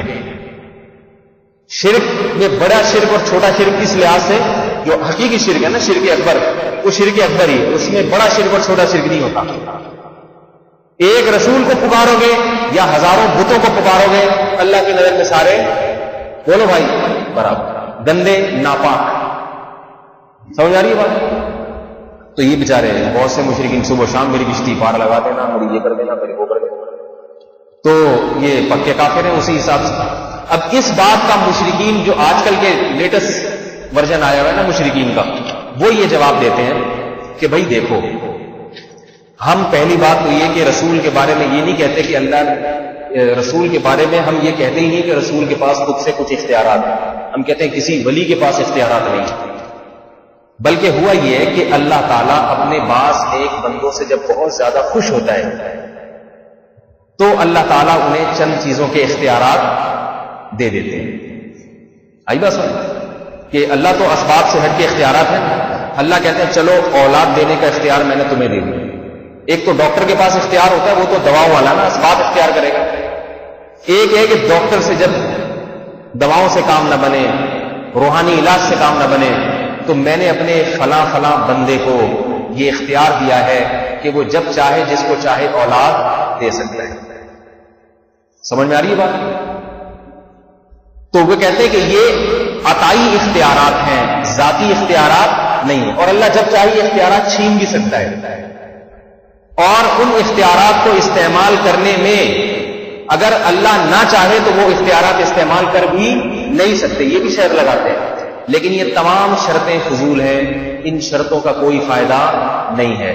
جس کا یہ عقیدہ ہے کہ اللہ نے اپنے رسولوں کو، اپنے پیغمبروں کو یا اپنے اولیاء اللہ کو سارے اختیارات دے دیے ہیں یا کچھ اختیارات دے دیے ہیں اسباب سے ہٹ کے، تو وہ بھی اسی طرح پکا کافر ہے جس طرح مندروں میں جانے والا ہندو کافر ہے، کیونکہ اللہ نے پورے قرآن میں جس بات کی نفی بار بار کی ہے وہ اسی کی ہے کہ میں نے ان کو کسی قسم کے کوئی بھی اختیار نہیں دیا۔ کسی پیغمبر کو اولاد دینے کا اختیار نہیں ہے، علاج کرنے کا ہو سکتا ہے، اولاد دینے کا نہیں ہو سکتا۔ علاج ایک الگ چیز ہے، وہ تو اس کی تو سائنٹیفک لاجک ہوتی ہے نا۔ کسی پیغمبر کو کسی کی کاروبار میں ترقی یا برکت دینے کا اختیار بولو بھائی نہیں دیا۔ کیوں؟ وجہ اس کی قرآن نے بیان کیا ہے کہ اللہ کا کوئی وزیر نہیں ہے، نائب نہیں ہے۔ دیکھو صدر کو، صدر مملکت جو ہے نا، صدر مملکت وہ چونکہ محتاج ہے، اکیلا ساری سلطنت چلا نہیں سکتا۔ ویسے ہمارے صدر مملکت کو ویسے بھی چلا سکتے ہیں، لیکن بہرحال عام طور پہ جو صدر مملکت ہوتے ہیں وہ اکیلے نہیں چلاتے، وہ اپنے اختیارات کو بانٹتے ہیں، تقسیم کرتے ہیں۔ چور کو پکڑنے کا اختیار پولیس کے محکمے کے حوالے، میں نہیں، صدر صاحب کہتے ہیں میں نہیں آؤں گا چور پکڑنے، یہ اختیارات میں نے تمہیں دیے، اور جناب تنخواہوں کا اختیار فلاں، ہر ادارے میں اختیارات کو تقسیم کیا جاتا ہے، تب نظام مملکت چلتا ہے، اکیلا انسان نہیں کر سکتا۔ اللہ فرماتے ہیں کہ مجھے کسی کو اختیار دینے کی ضرورت ہے ہی نہیں، میں اکیلا ہی سارے کام کر سکتا ہوں۔ سمجھ میں آ رہی ہے نا بات؟ میں نے اپنا وزیر کسی کو بھی نہیں بنایا، مجھے ضرورت ہی نہیں۔ اور دوسری بات کہ میں اپنی مملکت میں، اپنی سلطنت میں شرک کو برداشت نہیں کرتا۔ وجہ اس کی ہے کہ اگر میں اختیارات دے دوں تو نتیجہ یہ نکلے گا کہ کبھی جب کوئی کام پڑے گا لوگوں کو، کبھی مجھے پکاریں گے اور کبھی میرے ولی کو پکاریں گے، جبکہ میں یہ چاہتا ہوں کہ لوگ خالص عبادت اگر کریں تو خالص کس کی کریں؟ میری کریں۔ جب مصیبت میں پھنسیں صرف مجھے پکاریں، میرے سوا کسی پیغمبر کو، کسی ولی کو، کسی فرشتے کو، کسی کو بھی نہیں پکاریں۔ میں یہ چیز غیرت کے خلاف ہے، میں یہ چیز برداشت نہیں کرتا۔ سمجھ میں آ گئی؟ پہلی بات مجھے ضرورت نہیں ہے، دوسری بات میں یہ برداشت نہیں کرتا، غیرت کے خلاف ہے، تیسری بات کہ بندوں کو بھی اس کی ضرورت نہیں ہے۔ صدر تو اختیارات اس لیے بانٹتا ہے کہ ہر بندہ صدر تک پہنچ نہیں سکتا۔ مثلا کسی کو نوکری چاہیے، کسی کو جناب کوئی مقدمہ کرنا ہے تو عدالت کو اختیارات دیے بھائی یہ کام آپ کریں، یہ کام آپ کریں۔ اگر صدر صاحب کے پاس اتنا، ہر آدمی کی صدر صاحب کے پاس پہنچ جاتا، صدر صاحب کس سنتے، تو ہماری ضرورت بھی ہے کہ اختیارات صدر صاحب تقسیم کریں۔ اللہ فرماتے ہیں کہ یہاں تمہاری ضرورت بھی نہیں ہے، اس لیے کہ میں ہر ایک کی بات ہر وقت بغیر کسی واسطے کے براہ راست سنتا ہوں۔ جس نے پرچی دینی ہے براہ راست مجھے دے دے۔ لاکھوں لوگ، لاکھوں کروڑوں لوگ ایک وقت میں مختلف دعائیں مانگ رہے ہوں، میں ہر ایک کی دعا اسی طرح سنتا ہوں جیسے اس کے سوا کسی کی نہ سن رہا ہوں۔ اتنی اچھی طرح مجھے سمجھ میں آتی ہے۔ پہاڑوں کے اندر چیونٹی اگر کوئی چل رہی ہوگی، اس کے چلنے کی آواز سنتا ہوں میں۔ ایک وقت میں کتنے لوگ اللہ کے سامنے سجدہ کرتے ہیں، کتنے لوگ اللہ سے دعائیں مانگتے ہیں۔ اللہ تعالیٰ یہ نہیں کہتے بھائی پہلے ایک آدمی کو فارغ ہونے دو، الفلاحیہ والے پہلے تراویح میں دعا مانگ کے فارغ ہو، پھر حبیبیہ کی طرف آؤں گا۔ پہلے کبھی ایسا ہوا؟ سب پکار رہے ہوں، سب ایک وقت میں کروڑوں لوگ پکار رہے ہوں، ہر ایک کی پکار کو سنتا بھی ہے، سمجھتا بھی ہے، اور بہت اچھی طرح سے سنتا ہے، بہت اچھی طرح سے سمجھتا ہے۔ خلط مت نہیں ہو، جبکہ تمام پیغمبر، تمام اولیاء کسی کے پاس آپ جائیں، دو آدمی بھی ایک وقت میں بولیں گے نا کہ بھائی پہلے ایک کی سننے دو، اس کے بعد آپ پلیز، اس کے بعد آپ کا نمبر آئے، وہ نہیں سن سکتا، صدر بھی نہیں سن سکتا۔ اس لیے اللہ نے کہا کہ مجھے اختیارات تقسیم کرنے کی ضرورت نہ مجھے نہ تمہیں کہ میں اپنے اختیارات تقسیم کروں۔ تم جس نے جس ٹائم جو چیز مانگنی ہو براہ راست مجھ سے مانگے۔ ایک وقت میں کروڑوں لوگ مانگیں گے، میں ہر ایک کی سنوں گا، اور ہر ایک کی ایک وقت میں پکار کا جواب دینے کا مجھ میں طاقت اور قوت ہے۔ آئی بات سن، جلدی جلدی اس بات کو میں سمیٹتا ہوں۔ دوسری بات یہ ہے اس اشکال کا بھی مشرکین، آج کل کے جو لیٹسٹ ورژن چل رہا ہے نا مشرکین کا، وہ اس اشکال کا بھی جواب دیتے ہیں۔ وہ پتہ ہے کیا جواب دیتے ہیں؟ کہہ رہے ہیں یہ تو بات ہی غلط ہے، اللہ نے جو اختیارات دیے، نبی کو چاند کے ٹکڑے کرنے کا اختیار دیا تھا یا نہیں دیا تھا؟ نبی نے چاند کے اشارے کے 2 ٹکڑے ہو گئے. حالانکہ اس کی کوئی سائنٹیفک لاجک ہے؟ بتاؤ بھائی. اس سے پتہ چلتا ہے کہ اسباب سے ہٹ کے اللہ نے پیغمبر کو بھی اختیار دیا ہے. عیسیٰ علیہ السلام مردوں کو زندہ کر دیتے تھے نہیں کر دیتے؟ میرا خیال ہے میں انگلش میں بیان کر رہا ہوں, سمجھ میں نہیں آ رہا آپ لوگوں کو. کرتے تھے نا. قرآن میں جگہ جگہ مردے کو قم باذن اللہ کھڑا ہو گیا بس. عیسیٰ علیہ السلام کوڑ کے مریض پہ ہاتھ پھیرتے بھلا چنگا ہو جاتا. چنگا بھلا ہوتا ہے, بھلا چنگا ہوتا ہے, بہرحال جو بھی ہوتا ہے, چنگا بھلا ہو جاتا تھا یا بھلا چنگا ہو جاتا تھا, ٹھیک ٹھاک. مادرزاد نابینا, مادرزاد نابینا کو آنکھیں دینے کی کوئی دوا ایجاد نہیں, نہ اس زمانے میں ہوئی نہ آج ہوئی. سمجھ آ رہی ہے نا بات؟ تو حضرت عیسیٰ علیہ السلام اس کی آنکھوں پہ ہاتھ پھیرتے, اس کی بینائی لوٹ آتی. اور آگے چلے, روبوٹ تو ایجاد ہوا, اب بھی اتنی ترقی کے بعد ایجاد ہو گیا, مگر روبوٹ میں جان آج بھی نہیں ڈالی جا سکتی. ایسا حساس ہو جائے کہ لطیفہ سنائے تو ہنسے, اور اس کو جناب آپ کوئی غم کی بات سنائے تو روئے. کوئی انسان کے بٹن پہ چلتا ہے, روح نہیں ہے اس میں, کیونکہ سائنس یہ کہتی ہے کہ روح نہیں ڈالی جا سکتی. روح نہیں ڈال سکتی, ممکن نہیں ہے, اس کی کوئی لاجک نہیں ہے. حضرت عیسیٰ علیہ السلام کو روبوٹ بھی نہیں بناتے تھے, سادہ پرندہ بنایا چکنی مٹی کا, پرور بنایا, ایسے کر پھونک ماری پرندہ بن کے اڑ گیا. کہتے ہیں دیکھو اللہ نے پیغمبر کو اختیار دیا کہ نہیں دیا. حضرت موسیٰ علیہ السلام لاٹھی کو زمین پہ پھینکتے اور وہ سانپ بن جاتی ہے, بغیر کسی جادو کے, نظر کا دھوکہ بھی نہیں, حقیقت میں اژدہا بن جاتی. تبھی تو جادو پر ایمان لے گئی, تو واقعی بن گئی اژدہا. تو کہتے کیوں نہیں دیے تو ہیں. نبی نے اپنی 5 انگلیاں پانی میں داخل کی اور انگلیوں سے پانی پھوٹ پڑا, صحابہ کی پیاس بجھ گئی. حالانکہ پانی اتنا نہیں تھا, تو اسباب سے ہٹ کے نبی نے صحابہ کی پیاس بجھائی ہے. لہذا ہمیں جب پانی نہ ملے اور پانی قحط پڑ جائے تو ہم بھی پیغمبر کو پکار سکتے ہیں. پیغمبر کو اختیارات ہے. اس کا جواب سنیں. اللہ رب العزت نے نہ حضرت موسیٰ کو یہ اختیار دیا کہ لاٹھی کو سانپ بنائے, نہ نبی کو یہ اختیار دیا کہ چاند کے 2 ٹکڑے کریں, نہ حضرت عیسیٰ کو یہ اختیار دیا کہ مردوں میں جان ڈالیں, نہ حضرت عیسیٰ کو یہ اختیار تھا کہ جس کی بینائی نہیں ہے اس کی بینائی واپس لوٹا دیں, نہ ان کو یہ اختیار تھا کہ کوڑ کے مریض کو شفا دے دیں. کسی قسم کا کوئی اختیار اللہ نے حضرت عیسیٰ, حضرت موسیٰ, محمد صلی اللہ علیہ وسلم کو نہیں دیا. معجزہ اور کرامت کی حقیقت یہ ہے کہ ہاتھ پیغمبر کا ہوتا ہے, کام کرنے والا 100% اللہ ہوتا ہے. ذرا بھی پیغمبر کے ارادے کا اس میں دخل نہیں ہوتا, ذرہ برابر بھی. اس کے بہت سارے دلائل ہیں. نبی علیہ الصلوۃ والسلام کو اگر زمین پہ بیٹھ کے چاند کے 2 ٹکڑے کرنے کا اختیار دیا ہوتا تو بار بار جب مشرکین مکہ آ کے پیغمبر سے کہتے کہ آپ زمین پہ اشارہ کریں اور نہر جاری ہو جائے, پیغمبر جواب میں کیا فرماتے, هل كنت الا بشرا رسولا, میں تو بشر ہوں, انسان ہوں, مجھ سے ایسی چیزوں کے مطالبے کیوں کرتے ہو؟ میں نے اگر یہ دعویٰ کیا ہوتا کہ میں یہ سب کچھ کر سکتا ہوں تو مجھ سے مطالبہ کرتے. اور بہت ساری چیزوں کے مطالبے کیے, ہر مطالبے کا جواب نہیں دیا, بعض کا جواب دیا, بعض کا جواب دیا, اور وہ جواب اس وقت دیا جب اللہ نے وحی کی کہ آپ اشارہ کریں ہم چاند کے ٹکڑے کر دیں گے. جب اللہ نے کہا کہ نہیں کروں گا, یا آپ اشارہ کریں گے میں زمین سے چشمہ جاری نہیں کروں گا, اللہ کے نبی نے نہیں کی. آپ کو بتا تو میری انگلی کے اشارے سے نہیں ہوگا یہ کام. اگر حضرت موسیٰ علیہ السلام لاٹھی کو سانپ بنانے کا اختیار ہوتا تو ہر بار لاٹھی ڈالنے سے پہلے وحی کا انتظار نہ کرتے. قرآن کا مطالعہ کریں, حضرت موسیٰ نے کسی موقع پہ لاٹھی خود سے زمین پہ نہیں ڈالی ہے, کبھی بھی نہیں ڈالی. پہلی دفعہ جب کوہ طور پہ گئے ہیں, قرآن کہتا ہے موسیٰ علیہ السلام سے اللہ نے فرمایا وما تلک بیمینک یا موسیٰ, اے موسیٰ تیرے دائیں ہاتھ میں کیا ہے؟ موسیٰ کو نہیں پتا تھا یہ ایسی ٹیکنیکل قسم کی چیز ہے, اسے زمین پہ پھینکوں گا اژدہا بن جائے گی. فرمایا ہی عصایا, یہ تو میری لاٹھی ہے, اتوکل علیہا, اس پہ میں ٹیک لگاتا ہوں, واہش بہا علی غنمی, درختوں کے پتے جھاڑتا ہوں, اپنی بکریوں کو کھلاتا ہوں, ولی فیہا معارب اخری, اور بہت سارے کام ہیں. یہ نہیں کہا کہ ایک کام یہ بھی ہے کہ اژدہا بنا کے لوگوں کو ڈراتا ہوں, یہ سانپ کھا جاتا ہے, یہ کہیں ذکر نہیں آیا. القیٰ یا موسیٰ, اے موسیٰ ذرا اسے زمین پہ پھینکنا. سورہ طٰہٰ میں پہلی دفعہ جب موسیٰ علیہ السلام کی لاٹھی سانپ بن رہی ہے, الفاظ سنے قرآن کے, القیٰ یا موسیٰ, اے موسیٰ پھینک دے زمین پہ. ابھی تک موسیٰ کو پتا نہیں ہے کہ یہ کیا بن جائے گی. اگر پہلے سے پتا ہوتا تو ڈر کے بھاگتے تھوڑی.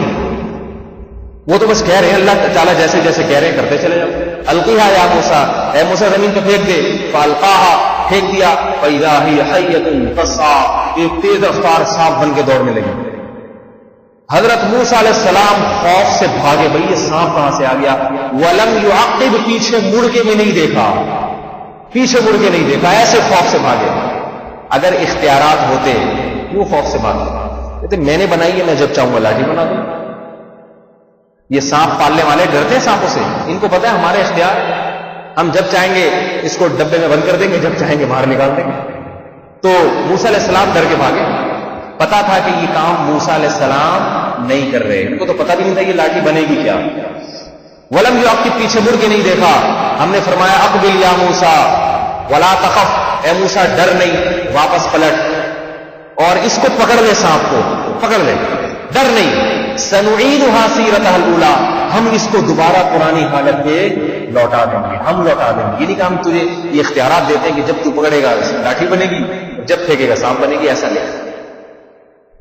موسیٰ علیہ السلام نے پکڑا اس کو ڈرتے ڈرتے، اللہ کا حکم ہے، اللہ کی ماننے میں خیر ہے، پکڑ لیا، لاٹھی بن گئی.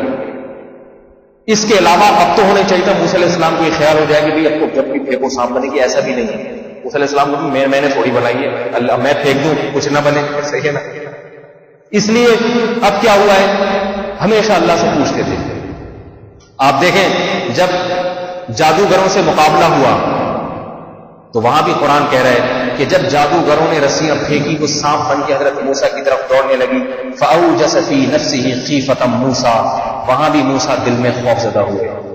یہ نہیں کہ موسیٰ نے کہا میرے پاس تو لاٹھی ہے، یہ تو ایک دفعہ پہلے بھی سانپ بن چکی ہے، ابھی بھی اتنا بڑا اشتہا بنے گی، آ جائے گی، کوئی مسئلہ نہیں ہے. تو پتا تھا بھائی میرے کہنے سے کچھ بھی نہیں ہوگا، اس لیے ڈر گئے. پتہ نہیں اللہ نے مجھے آزمائش میں تو نہیں ڈال دیا، اس لیے ڈر گئے. قلنا لا تخف، ہم نے کہا ڈر نہیں، انک انت الاعلی، اے موسیٰ آج کے دن تو غالب رہے گا.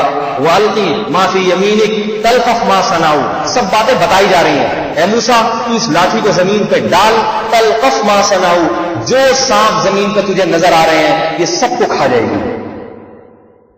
جب یہ وحی نازل ہوئی ہے، وحی کے الفاظ ہیں، وحی نازل ہوئی، پھر موسیٰ نے اس لاٹھی کو زمین پہ پھینکا. تمام باتیں بتا رہی ہیں. بنی اسرائیل جب بھاگے ہیں سمندر کی طرف اور پھنس گئے، دیکھا پیچھے فرعون آ رہا ہے، موسیٰ علیہ السلام نے فرمایا انما ربی، اللہ مدد کرے گا. خود سے لاٹھی سمندر پہ نہیں ماری ہے، پتا تھا کہ میں تھوڑی سمندر کو توڑ سکتا ہوں. بس سوچنے لگے اللہ نے آج تک مدد کیا، اب بھی کوئی مدد کرے گا. اللہ فرماتے ہم نے موسیٰ سے کہا ان اضرب بعصاک البحر، اس بحر پہ لاٹھی مارو، لاٹھی مارو. ان کو نہیں پتا تھا ہوگا کیا، فرمایا لاٹھی مارو، اور اللہ نے سمندر کے 12 راستے بنا دیے. تو پیغمبر کی صرف لاٹھی، کبھی ہاتھ استعمال ہو رہا ہے تاکہ لوگوں کو پتا چلے کہ یہ میرا بندہ ہے، میں اس کی مدد کر رہا ہوں، دیکھو کیسے کر رہا ہوں، تاکہ لوگوں کو یقین آ جائے یہ واقعی پیغمبر ہے، یہ اللہ کے ولی ہے. یہ بتانے کے کام کون کر رہا ہے؟ اللہ. اللہ نے ذرا بھی اختیار نہیں. یہی تمام معجزوں کا حال ہے. اب آخری ایک اشکال جو مشرکین کرتے ہیں، وہ یہ کہتے ہیں نہیں بھائی، اختیارات تو فرشتوں کو بھی اللہ نے بہت سارے دیے ہیں، پیغمبر تو فرشتوں سے افضل ہوتے ہیں. بارش برسانے کے اختیار، ہم کہتے ہیں فلاں فرشتہ بارش برساتا ہے. موت کا فرشتہ لوگوں کی روحیں قبض کرتا ہے. کیا خیال ہے؟ ملک الموت، جس کا نام لوگوں نے اسرائیل علیہ السلام رکھا ہوا ہے، اسرائیل کسی حدیث سے ثابت نہیں موت کے فرشتے کا نام ہے. ہمیں اسرائیل علیہ السلام کے ذمہ ایسا کام نہ لگائیں جو جس کی ذمہ داری قبول کرنے کے لیے وہ تیار نہیں ہے. ممکن ہے وہی ہو لیکن بار کسی صحیح حدیث سے ثابت نہیں. ملک الموت کہنا چاہیے، موت کا فرشتہ جو بھی ہے اللہ کے، ایک سے زیادہ، بلکہ قرآن سے ثابت ہے کہ ایک سے زیادہ ہے موت کے فرشتے، ایک نہیں ہے. تو اب وہ کہتے ہیں دیکھو بارش برسانے کے اختیار بھی، زمین سے پودا بھی فرشتے نکالتے ہیں، اور بہت ساری چیزوں سے فرشتے ہماری حفاظت کرتے ہیں. لہو معقبات من بین یدیہ ومن خلفہ، بہت سارے فرشتے صبح و شام زمین پہ اترتے ہیں انسان کی حفاظت کے لیے. تو وہ کہتے ہیں دیکھو یہاں بھی اللہ تعالیٰ بادلوں سے، اب لیلۃ القدر میں بھی فرشتے نازل ہوتے ہیں نا، مختلف قسم کے کام اللہ ان کو دیتے ہیں، جاؤ فلاں کو اولاد دو. جبریل علیہ السلام آئے تھے حضرت مریم کے پاس، آ کے کہا تھا لأہب لک غلاما زکیہ، اے مریم میں تجھے اولاد دینے کے لیے آیا ہوں. یہ آیت آج کل کے جو مشرکین لیٹسٹ ورژن جو چل رہا ہے مشرکین کا، وہ یہ آیت بہت پیش کرتے ہیں. دیکھو جبریل مریم کے پاس آئے اور کہا کہ میں اس لیے آیا ہوں لِأَهَبَ لَكِ غُلَامًا زَكِيًّا، اے مریم میں تجھے پاکیزہ بچہ دینا چاہتا ہوں، عطا کرنا چاہتا ہوں۔ پتہ چلا اللہ فرشتوں کو بھی اللہ نے یہ طاقت دی ہے کہ حضرت مریم کو نکاح کے بغیر، اسباب کے بغیر اولاد عطا کر دیں، جبریل عطا کر کے گئے۔ سمجھ آ رہی ہے بات؟ تو یہاں بھی ایک بات یاد رکھیں کہ فرشتوں کو بھی اللہ نے اختیارات ہیں۔ فرشتوں کو ایسے کام لیا جاتا ہے جیسے کوئی مالک مزدور سے کام لیتا ہے، مجبور ہو کے، اختیار نہیں ہے۔ اس کی میں ایک مثال دوں آپ کو، جیسے آپ جب قلم سے لکھتے ہیں، کاتب جب لکھتا ہے نا کوئی تحریر قلم سے، تو ایسا نہیں ہوتا قلم کو اختیار دے دے اور کیا بھائی تو الف لکھ لے اپنی مرضی سے، پھر میں جب آؤں گا تو یہ پورا تحریر مکمل ہونی چاہیے، میں جا رہا ہوں کسی کام سے۔ ایسا نہیں ہوتا، بلکہ قلم اپنے ہاتھ میں پکڑ کے گھمانا پڑتا ہے، جیسے جیسے گھمائیں گے ویسے ویسے وہ لکھتا چلا جائے گا۔ اس میں قلم کا ذرہ برابر بھی اختیار نہیں ہوتا۔ تبھی کوئی تحریر لکھنی ہو تو قلم سے مطالبہ نہیں کیا جاتا، کاتب سے مطالبہ کیا جاتا ہے، رائٹر سے مطالبہ کیا جاتا ہے جس کے ہاتھ میں قلم ہے۔ پتہ ہے یہ قلم خود مختار نہیں ہے، اس کی ہی تھوڑی اس کی چلے گی نہیں، بلکہ مطالبہ کس سے کیا جاتا ہے؟ جس کے ہاتھ میں قلم۔ بھائی جان ذرا آپ اچھی سی بسم اللہ لکھ کے دکھا دیں، کوئی پھول بنا کے دکھا دیں، پتہ یہ اس کی اپنی نہیں چلتی، اس کو تو جہاں گھماؤ گے ویسے گھومے گا۔ فرشتے اللہ کے ہاتھ میں ایسے ہیں جیسے کاتب کے ہاتھ میں قلم۔ اللہ ارادہ کرتے ہیں جاؤ کراچی میں بارش برساؤ، فرشتوں کو کہتے ہیں دھکا لگاتے ہوئے ہواؤں کا رخ ذرا موڑو اور دھکا لگاتے ہوئے ان بادلوں کو کراچی کی طرف کر دو۔ سمجھ آ رہی ہے بات؟ اس میں فرشتوں کا اپنا ذرہ برابر اختیار نہیں ہوتا۔ یہی وجہ ہے کہ آج بھی کوئی مشرک کسی فرشتے سے دعا نہیں مانگتا، یا جبریل مدد یا ملائکہ مدد، کبھی نہیں۔ پتا ہے بھائی ان کو اختیار نہیں۔ اور یہ مزدور ہونا یہ پیغمبروں کی شان کے خلاف ہے۔ سمجھیے نا بات؟ پیغمبروں کے ذمے ہے اللہ کا پیغام اپنے بندوں تک پہنچانا، بارش برسانے کے لیے پیغمبروں سے کام لینا یا اس قسم کے جو انسان کی دنیاوی ضرورت ہوتی ہے یہ کام لینا پیغمبروں کی شان کے بھی خلاف ہے۔ پیغمبر تو آتے ہیں دینی ضرورت کو پورا کرنے کے لیے، اس لیے اللہ یہ کام اس طرح کے اللہ تعالیٰ کام پیغمبروں سے لیتے بھی نہیں۔ تو یہی وجہ ہے کہ آج بھی کوئی کسی فرشتے سے مدد نہیں مانگتا، رسولوں سے مانگی جاتی ہے، رسولوں سے۔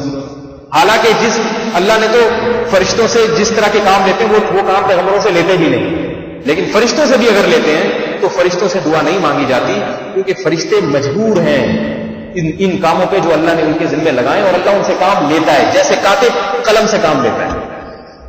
سمجھ میں آ رہی ہے بات؟ اب ایک آخری بات کہ یہ جو بات ہے کہ جبریل نے کہا کہ میں تجھے بیٹا عطا کرنے کے لیے آیا ہوں، تو یہ نسبت بھی مجازی ہے۔ سمجھ میں آ رہی ہے بات؟ مجازی کا مطلب یہ ہے کہ دینے والی ذات اللہ کی ہے، لیکن مجھے حکم ہے کہ آپ کے رحم میں پھونک لگاؤں اور اللہ اس پھونک کے ذریعے پیدا کر دے گا، اس لیے میں اپنی طرف مجازن نسبت کر رہا ہوں۔ جیسے ڈاکٹر کی طرف شفا کی نسبت کر دی جاتی ہے، گولی کی طرف نسبت کر دی جاتی ہے، اس گولی سے میں ٹھیک ہو گیا ہوں، حالانکہ پتہ ہے کہ گولی بنانے والا اللہ ہے، اور دوسری بات گولی کام کرنے میں اللہ کے ارادے کی محتاج ہے۔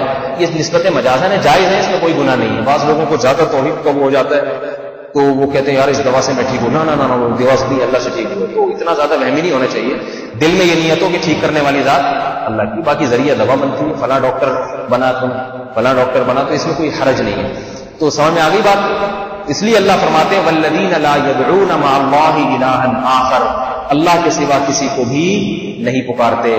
اچھا میں نے ایک سوال قائم کیا تھا مشرکین سے، آج کل کے جو لیٹسٹ ورژن چل رہا ہے مشرکین کا، میں نے کہا تھا اگر پھر بھی آپ کی سمجھ میں میری تقریر نہیں آتی اور آپ کہتے ہیں یا رسول اللہ مدد پکارنا، یا علی مدد پکارنا جائز ہے، سمجھ آ رہی بات؟ تو ایک سوال آپ سے کرتا ہوں کہ دیکھو اس کا مطلب ہے آپ کہتے ہیں کہ اللہ نے اپنے پیغمبروں کو، اپنے اولیاء کو کچھ اختیارات دیے ہیں، یہی سوال ہے نا؟ اختیارات دیے ہیں تبھی تو آپ ان کو مانگتے ہیں، ان سے مانگتے ہیں کہ بھائی چاہے تو اللہ سے مانگ لو چاہے تو ان سے مانگ لو۔ تو میں وہ سوال پہلے بھی دہرایا تھا، دوبارہ دہراتا ہوں، صرف ایک سوال ان سے پوچھ لیا کریں کہ سارے اختیارات دیے ہیں یا بعض دیے ہیں؟ اللہ نے سارے اختیارات دیے ہیں اپنے پیغمبروں کو، یا محمد صلی اللہ علیہ وسلم کی مثال لے لیتے ہیں، سید الانبیاء صلی اللہ علیہ وسلم کو اللہ نے ہر قسم کے اختیارات دیے ہیں یا بعض؟ اگر وہ کہتے ہیں ہر قسم کے تو ان سے کہیں پھر کوئی آدمی کبھی اللہ سے مانگتا ہی نہیں ہے، ساری زندگی رسول اللہ سے ہی مانگتا رہتا ہے، تو اس میں کوئی گناہ ہے یا نہیں؟ آئی بس ہم نے امام صاحب کبھی مانگتے ہی نہیں اللہ سے، کہتے ہیں یا رسول اللہ یہ کام بھی کر دیں، یا رسول اللہ یہ میرے گناہوں کو بھی معاف کر دیں، یا رسول اللہ یہ بھی کر دیں، یا رسول اللہ اولاد بھی دے دیں، یا رسول اللہ میرے بچے کی ملازمت دلوا دیں، تو اس میں کوئی گناہ نہیں ہونا چاہیے، کیونکہ جب اللہ نے دیے ہیں تو اس لیے تو دیے ہیں کہ آپ بھی میرے نائب ہیں اس معاملے میں. تو اختیارات صدر صاحب ایس ایچ او کو تبھی تو دیتے ہیں نا کہ بھائی یہ چور کو پکڑوانا ہوگا تو آپ کے پاس آ جائے، میرے پاس آنے کی ضرورت نہیں. تو اگر آپ ایس ایچ او کے پاس جائیں، صدر کو غصہ تھوڑی کہ میرے پاس کیوں نہیں آیا، میں نے دیے اس لیے ان کے پاس چلے جاؤ، میرے پاس آ تو برابر ہے سارے. تو اگر اللہ نے سارے اختیارات دیے تو کوئی آدمی کبھی بھی اللہ سے نہیں مانگتا، ہمیشہ پیغمبر سے مانگتا ہے. گناہ ہے یا نہیں؟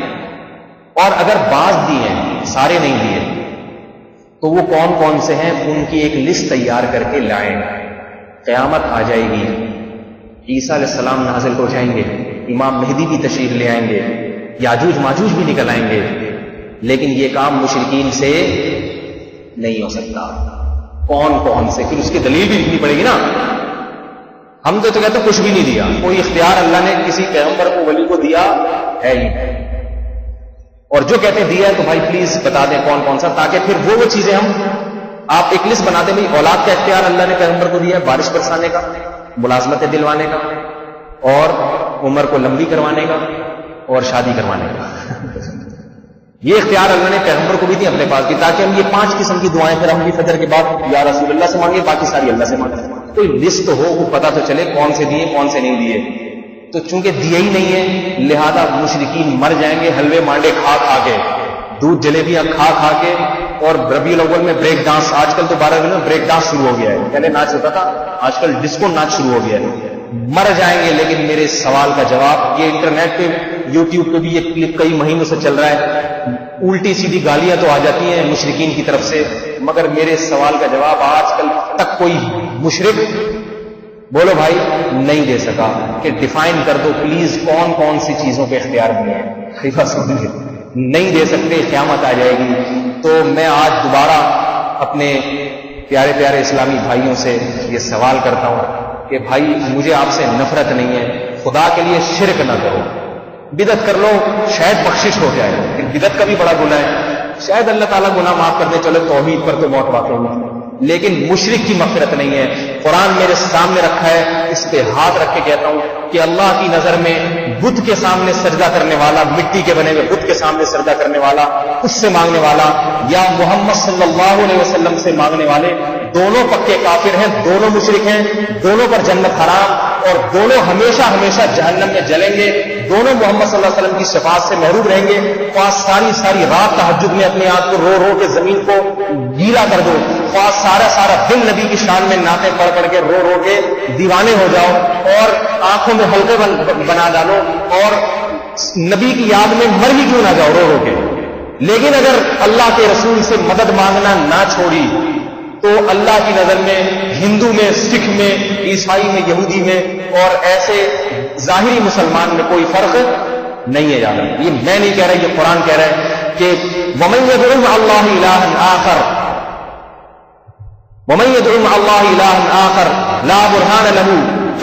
فرمائے أَفَحَسِبْتُمْ أَنَّمَا خَلَقْنَاكُمْ عَبَثًا وَأَنَّكُمْ إِلَيْنَا لَا تُرْجَعُونَ فَتَعَالَى اللَّهُ الْمَلِكُ الْحَقُّ لَا إِلَٰهَ إِلَّا هُوَ رَبُّ الْعَرْشِ الْكَرِيمِ. وَمَن يَدْعُ مَعَ اللَّهِ إِلَٰهًا آخَرَ لَا بُرْهَانَ لَهُ بِهِ فَإِنَّمَا حِسَابُهُ عِندَ رَبِّهِ إِنَّهُ لَا يُفْلِحُ الْكَافِرُونَ. فرمایا ایسے کافر کبھی بھی کامیاب نہیں ہوں گے جو اللہ کے ساتھ کسی اور کو، اللہ کو چھوڑ کے نہیں، اللہ کو بھی یا رسول یا اللہ مدد، دائیں طرف ادھر یا رسول اللہ مدد. تو اللہ تو ایسے ہی مشرکین کا ذکر کرتے ہیں جو اللہ کو بھی پکاریں اور اللہ کے ساتھ دوسروں کو بھی پکاریں. ایسے مشرک کے بارے میں قرآن کہہ رہا ہے انہ لا یفلح الکافرون، ایسے کافر کبھی بھی کامیاب نہیں ہو سکتے. کافر کہہ رہے ہیں اللہ تعالیٰ اس لوگ. اس لیے پیارے پیارے اسلامی بھائیوں سے گزارش ہے کہ خدا کے لیے اپنے حال پہ ترس کھاؤ، مت جاؤ اپنے ان جاہل مولویوں کے پیچھے حلوے مانڈے کھا کے تمہیں شرک کے راستے پہ جا رہے ہیں. یہودیوں کے جو عالم تھے نا ان کی عادت تھی، قرآن کہہ رہا ہے ان کثیر من الاحبار والرہبان، بہت سے عیسائی پادری اور بہت سے یہودی عالم لوگوں کا مال ناحق طریقے سے کھاتے تھے اور لوگوں سے تورات اور انجیل کی آیات چھپاتے تھے، غلط تعویلات کرتے تھے. یحرفون الکلم عن مواضعہ، بعض چھپاتے تو نہیں لیکن غلط تعویلات کرتے. کہتے انما انا بشر مثلکم کا مطلب یہ ہے، صاف مطلب تو میں تمہاری طرح کا انسان ہوں، لیکن اس کی تعویلات دیکھنے میں تمہاری طرح کا انسان ہوں، ویسے تو میں نور ہوں، دیکھنے میں بظاہر کیا ضرورت ہے ان قیدیں لگانے کی. قرآن جب واضح لفظوں میں کہہ رہے ہیں انما انا بشر مثلکم، تمہاری طرح کا میں انسان ہوں، فرق صرف اتنا ہے یوحا الیہ، مجھ پر وحی ہوتی ہے، تم پر وحی نہیں، مجھے اللہ نے سلیکٹ کیا ہے تمہاری ہدایت کے لیے، تمہیں سلیکٹ نہیں کیا، تمہیں حکم ہے میری اتباع کرو، مجھے حکم نہیں ہے کہ تمہاری اتباع کرو، یہ فرق ہے۔ تو جو ہے اتنا فرق بیان کرو، کیوں پیغمبر کو ایسے بنا دیتے ہو جیسے عیسائیوں نے حضرت عیسیٰ علیہ السلام کو بنا ڈالا؟ کیوں پیغمبر کی شخصیت سے کھیلتے ہو؟ کبھی کہتے ہیں نور ہے، کبھی کہتے ہیں بشر نہیں ہے۔ نور ہے، آدم علیہ السلام کو اللہ نے مٹی سے بنایا نہیں بنایا، خلقہ من تراب، مٹی سے بنایا۔ محمد صلی اللہ علیہ وسلم آدم کی اولاد میں ہے یا نہیں ہے؟ تو وہ بھی تو مٹی کے ہوں گے۔ آپ کے والد عبداللہ مٹی کے، آپ کی والدہ آمنہ مٹی کی، آپ کے چچا عبد المطلب مٹی کے، پھر محمد صلی اللہ علیہ وسلم کی جتنی اولاد جو جسے سید کہا جاتا ہے آج بھی موجود ہے۔ ممکن ہے اس مجمع میں کوئی سید ہو، جا کے لیبارٹری ٹیسٹ کروا لو، مٹی کا ہے یا نور کا سید، پتہ چلے گا مٹی کا، بھائی گوشت پوشت کا، خون کا بنا۔ تو جب یہ خون کا ہے تو ان کے نانا محمد صلی اللہ علیہ وسلم بھی خون اور گوشت پوشت کے بنے ہوئے انسان۔ خام خام اتنے واضح دلائل کو چھوڑ کے اوٹ پٹانگ قسم کی باتیں، اور جلسوں میں تو آج کل سیرت کے جلسوں میں اتنی حفوات بکواسات جو ہے نا، موضوع من گھڑت کس سے، مائی حلیمہ لے کے چلی یوں ہوا، پھر دائیں طرف پوری برباد، کون بیٹھا ہوا تھا وہاں یہ ساری جو ہے نا وہ منظر دیکھنے کے لیے؟ جو صحیح بخاری میں، صحیح مسلم میں، صحیح ستہ میں یا سیرت کی مستند کتابوں میں جو واقعات ہیں ان کو نقل کرو۔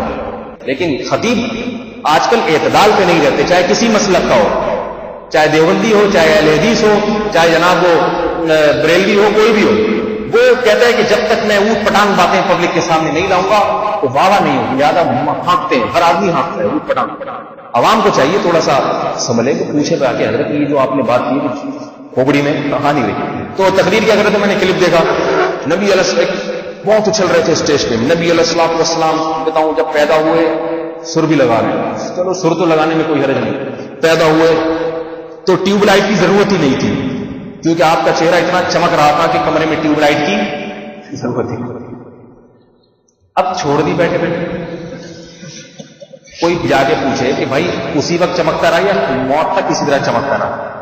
اگر موت تک اسی طرح چمکتا رہا تھا تو اللہ کے نبی جو اندھیرے میں چراغ استعمال کرتے تھے، ایسا تو کہیں بھی نہیں ہے کہ آپ علیہ السلام نے اپنے گھر میں کہاں کوئی چراغ نہ رکھو یا کوئی آگ نہ جلائے، کہ ضرورت ہی نہیں ہے ٹیوب لائٹ سے زیادہ چمک رہا ہوں۔ یہ تعریف ہو رہی ہے، یہ معاذ اللہ پیغمبر کی سیرت کا مذاق اڑایا جا رہا ہے۔ اوٹ پٹانگ باتیں کرنے کی ضرورت کیا ہے لوگوں کے سامنے؟ محمد صلی اللہ علیہ وسلم کی کیا جو قرآن اور حدیث میں تعریف ہے وہ کم ہے کیا؟ وہ کم ہے کیا؟ خود اللہ کے نبی نے اپنی تعریف فرمائی ہے، جو بتایا کہ اللہ نے مجھے 7 چیزیں دی ہیں اور دوسرے پیغمبروں کو فضیلت دی ہے، وہی اتنی زبردست۔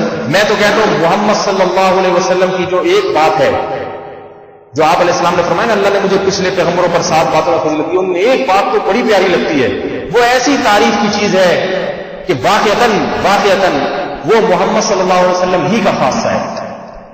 ان میں ایک تو نبی علیہ السلام کا قیامت کے دن شفاعت کرنا، یہ اللہ نے اختیار کس کو دیا؟ سب سے پہلے شافع کون ہوگا؟ محمد صلی اللہ علیہ وسلم۔ جب تک شفاعت شروع نہیں کریں گے حساب و کتاب شروع نہیں ہوگا۔ اور فرمایا جعل رزقی تحت ظل رمحی،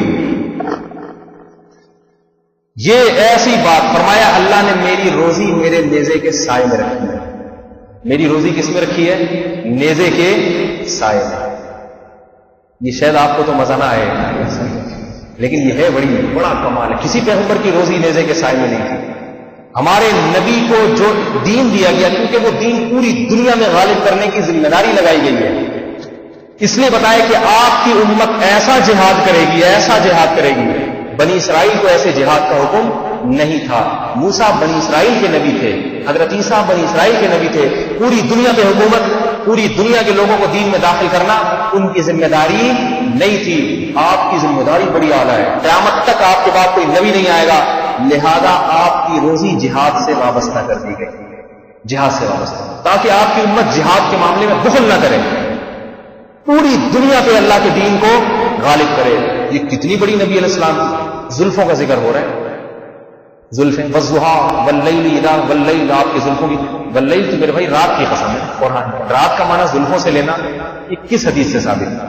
والضحیٰ چاش کو کہتے ہیں، اس سے نبی کے رخسار مراد لینا کس حدیث سے ثابت ہے؟ اس میں کوئی شک نہیں کہ اللہ نے آدم علیہ السلام سے لے کے آج تک محمد صلی اللہ علیہ وسلم جیسا حسین اور جمیل پیدا نہیں کیا، اور آج کے بعد قیامت تک بھی پیدا نہیں ہو سکتا. یہ حدیث سے ثابت ہے، کیونکہ حضرت حسان بن ثابت نے جب یہ کہا نا وَأَحْسَنُ مِنْكَ لَمْ تَرَ عَيْنِ قَطُّ وَأَجْمَلُ مِنْكَ لَمْ تَلِدِ النِّسَاءُ، کہ آپ سے زیادہ حسین میری آنکھ نے کبھی دیکھا نہیں اور آپ سے زیادہ جمیل کسی ماں نے کبھی جنا نہیں. اللہ کے نبی نے اس پہ رد نہیں کیا. نبی کسی کی بات سن کے خاموش ہو جائے تو یہ اس بات کی دلیل ہوتی ہے کہ یہ کلام صحیح ہے، اس میں کوئی شک نہیں. لیکن جو جمال احادیث صحیحہ سے ثابت ہے اس جمال کو بیان کرو. یہ کیسا بادل پیدا ہوئے، بالوں میں کنگھی ہوئی تھی، تیل لگا ہوا تھا، نکلی ہوئی تھی، اور جناب ٹیوب لائٹ کی ضرورت ہی نہیں تھی، بتیاں ہی بجھا دی گئی کیونکہ اب ضرورت ہی نہیں ہے. یہ فضول چیزیں جن کا نہ کسی حدیث میں کوئی تذکرہ ہے. یہ تو میں نے 2 بتائی، آگے پتہ نہیں کیا کیا اوٹ پٹانگ سیرت میں بیان ہو گیا. تو چھوڑ دینا چاہیے ان چیزوں کو، جو صاف باتیں وہ بیان کرنی چاہیے. بہرحال یہ موضوع کہیں سے کہیں نکل گیا. تو سورہ فرقان میں اللہ نے اہل جنت کی ایک علامت کیا بیان کی کہ اپنی مشکلات میں صرف اور صرف کس کو پکارتے ہیں؟ اللہ کو پکارتے ہیں. تو آج سے یہ عزم کریں گے نہیں کریں گے؟ اپنی مشکلات میں صرف اللہ کو، نبی کو پکارنے کا حکم نہیں، نبی پہ درود پڑھنے کا حکم ہے. درود کا مطلب کیا ہے؟ اللہ سے دعا مانگی جائے کہ اللہ اپنی خاص رحمتیں نبی پر نازل کرے. تو نبی کو نہیں پکارا جاتا، نبی کے لیے اللہ کو پکارا جاتا ہے. یہ بات اس سے پتہ چلتا ہے کہ نبی بھی اللہ کی رحمت کے محتاج ہیں. الگ بات ہے ہماری دعاؤں کے محتاج نہیں، ہم اگر دعا نہیں بھی کریں گے اللہ پھر بھی رحمت کرے گا. ہم اس لیے کرتے ہیں تھوڑا سا انگلی کٹا کے ہمارا بھی تھوڑا شہیدوں میں نام آ جائے، محبت کا اظہار ہو جائے. ہماری دعاؤں کے محتاج نہیں ہے، لیکن درود شریف کا عمل یہ بتاتا ہے کہ نبی بھی اللہ کی رحمت کے محتاج ہیں. تبھی تو نبی چاہتے ہیں کہ لوگ میرے لیے اللہ سے دعائیں مانگیں، مجھ پر درود بھیجیں. درود بھیجنے کا مطلب اللہ سے دعا مانگے کہ اللہ مجھ پر رحمت نازل کرے. اور اللہ کے نبی نے ترغیب دی کہ جو مجھ پر درود ایک دفعہ بھیجتا ہے، کیا مطلب؟ جو اللہ سے میرے لیے دعا مانگے گا کہ اللہ تو نبی پر خصوصی رحمتیں نازل کر، اللہ اس کے 10 رحمتیں نازل کرتا ہے. تو یہ نبی کیوں ترغیب دے رہے ہیں؟ تاکہ امت میرے لیے اللہ سے دعا مانگے. تو نبی بھی محتاج ہے، ہم بھی محتاج ہیں. محتاجی میں سب برابر ہیں. جو کسی کی محتاج نہیں وہ ذات صرف اور صرف اللہ کی ذات ہے. تو اپنا عقیدہ درست کرے. اللہ میرے عقیدے کو بھی موت تک مجھے اس عقیدے پر قائم رہنے کی توفیق عطا فرمائے، آپ کو بھی اور تمام مسلمانوں کو بھی. سبحانک اللہم و بحمدک، نشہد ان لا الہ الا انت، نستغفرک و نتوب الیک.